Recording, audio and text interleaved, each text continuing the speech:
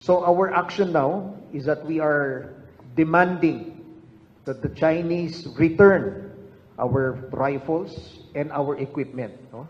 And we are also demanding from them to pay for the damages that they have caused. No? Babayaran nila po yun.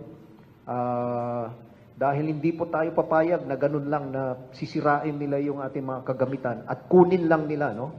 For me, this is piracy already. No? Piracy.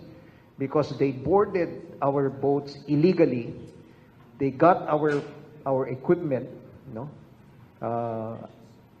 Again, no? Parang mga pirata na po sila dun sa mga ginawa nilang actions na yan.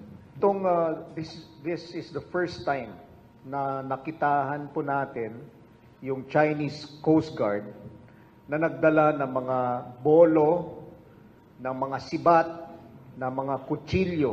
No? On the other hand, yung tropa po natin, wala tayong dala ng mga ganon. No?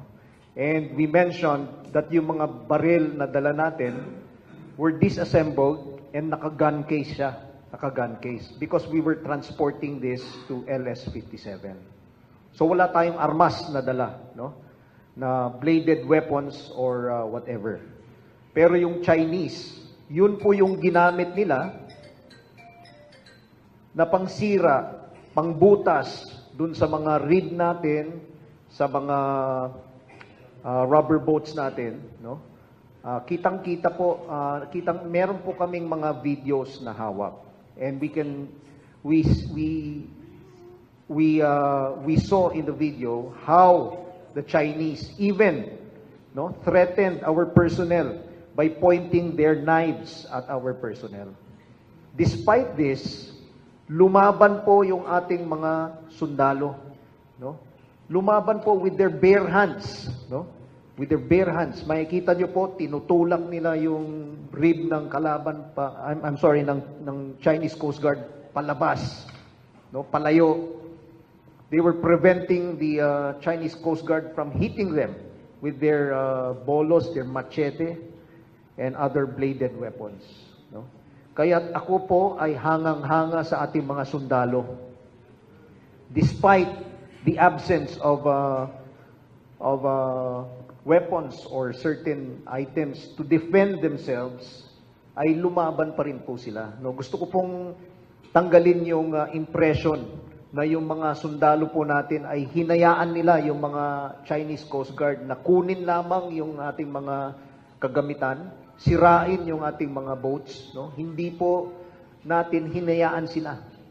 No? Lumaban po tayo. But then again, may mga limitations po tayo. Because, number one, no, we were outnumbered.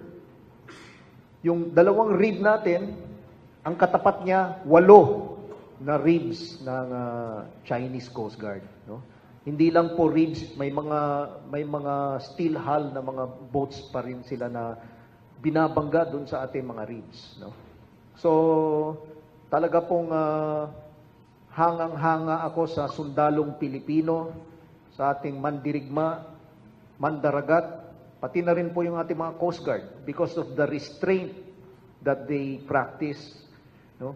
Dahil napakalapit po noon yung pinangyarihan nito dun sa LS-57.